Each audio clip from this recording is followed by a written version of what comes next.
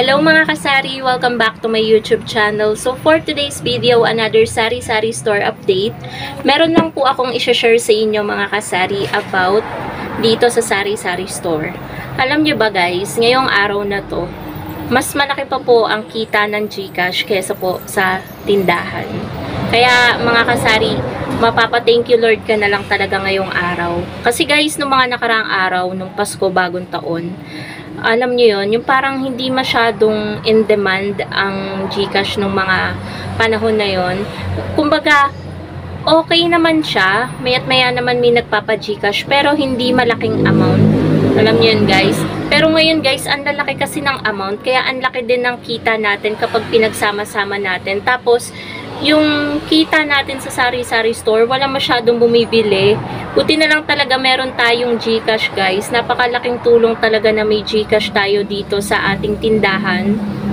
So, sa mga magtatanong guys, personal na GCash ko po yung gamit ko dito sa sari-sari store.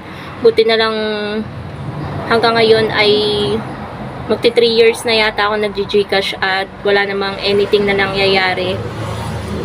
So, hopefully, 'di ba, walang mangyaring scam kasi ang daming tumigil sa pag-GCash, mga sari-sari store owner, kasi natatakot sila na ayun nga, masimot yung laman ng GCash nila. Meron din kasing nag-stop dito guys na isang tindahan kasi nga nawala yung 30k na laman ng GCash niya. So, nag-stop sila. Kaya medyo dumami yung nag-GCash dito sa sari-sari store. So, ngayong araw mga kasari, update ko lang po kayo. Bigla akong napablog ngayon. Dapat hindi ako magbablog kasi kakatapos ko lang dun sa isa kong vlog. So, today is, ano bang date ngayon?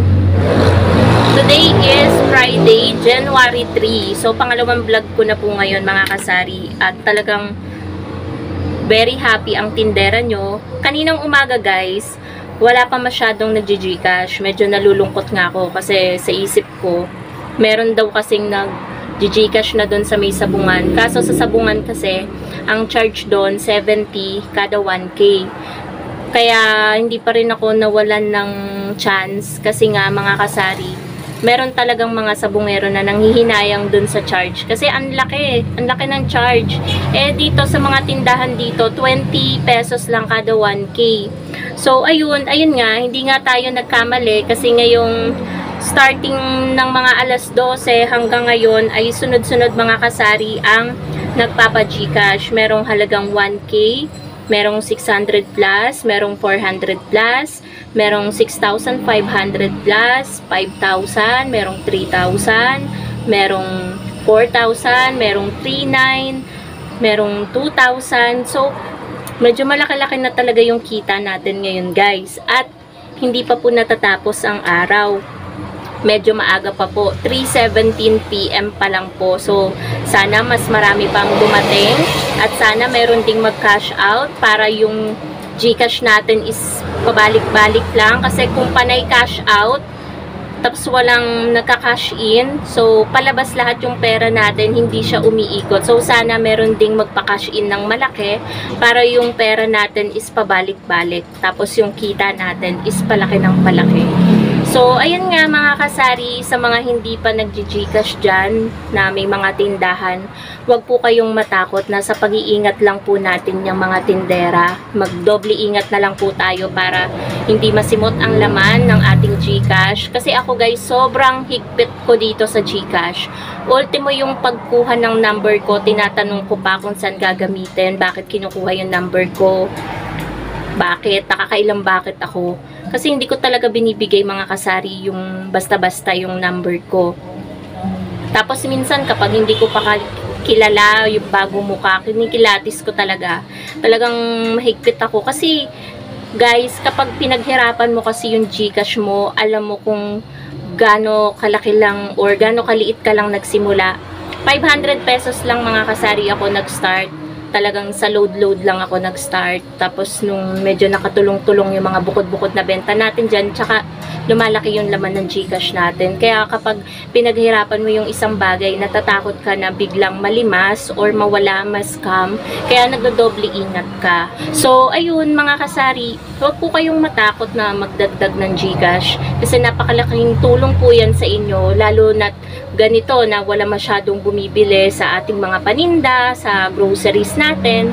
Ang laking pangbawi naman kung malakas naman yung GCash sa inyong lugar. Lalo na guys, ganyan na medyo may malapit na sabungan dito sa amin. Kung meron ding malapit na ano sa inyo at matao sa lugar nyo, talagang magiging patok po yung GCash sa inyong lugar. So, ayun guys, medyo nangangalay na ako ba. Hawak ko lang kasi guys yung cellphone ko, nakapatong lang. So, kapag binitawan ko to, malalaglag yung cellphone ko. And, ayun nga mga kasari, alam nyo ba, yung benta ko dito sa Sari-Sari Store, madaming magtataka niyan. Akala ng mga viewers ko, nung ilang viewers ko, ang laki-laki ng sales ko everyday. Kaya kapag may nagtatanong sa akin, hindi ko talaga sinasagot kung magkano yung quota ko. Kasi wala talaga akong quota dito mga kasari.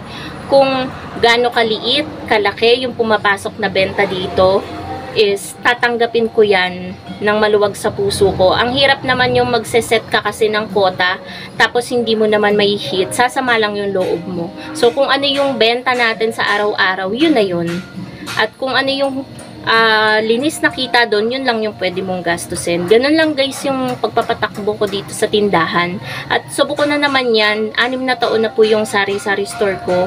Kaya siguro naman, valid din yung mga sinishare ko sa inyo, 'di ba mga kasari? So, ano pa ba? Wait lang guys, meron lang bibili. So, ayun nga po mga kasari, about sa kota-kota dito sa Sari-Sari Store. Ayun nga po, wala po akong kota dito sa tindahan. At ayun nga po, balik po tayo sa pinag-uusapan natin at yung topic natin about sa GCash. Ayun nga po, mas malaki yung kita po natin ngayon sa GCash kesa yung kita po natin sa tindahan versus sa tindahan po natin. So, sasabihin ko lang po sa inyo, minsan lang po ito mangyari.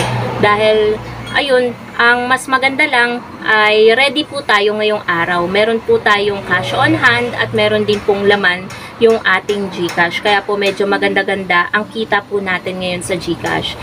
Kung ano naman po, wala po tayong cash on hand, tapos wala din pong laman ang GCash nyo. So, wala din po tayong kikitain kahit marami pa mang magpa-GCash ngayong araw na to. So, ayun po mga kasari, kaya mahalaga din talaga na meron tayong malaking puhunan sa GCash. Nabalag ko yan yung pangarap kong 100k na puhunan sa GCash. So, sana soon magkaroon tayo ng ganong kalaking puhunan para kapag merong mga malalaking amount na nagpapa-GCash, meron kasi naghahanap dito guys, 20k, 30k, 'di ba? Ang laki ng kikitain natin doon sa ganong kalaking halaga, kaya talagang pangarap kong magkaroon ng 100k na puhunan sa GCash. So, yun lamang po ang masashare ko sa inyo mga kasari about sa update sa GCash at dito sa tindahan. So, ayun po, wag po kayong mag-alinlangan na magdagdag ng GCash sa inyong tindahan. Bye guys! Doble ingat lang mga kasari.